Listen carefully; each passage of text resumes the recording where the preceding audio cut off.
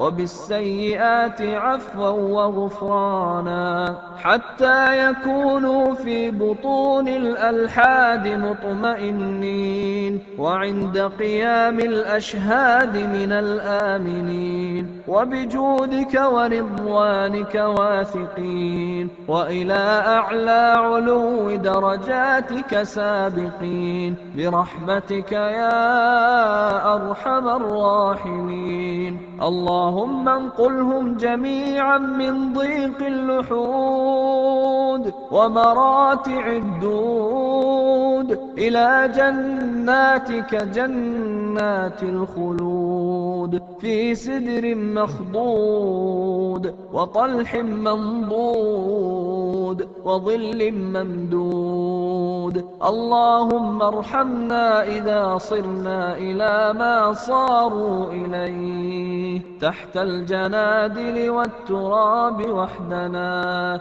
يا ذا الجلال والإكرام. اللهم إنا نسألك من الخير كله عاجله وآجله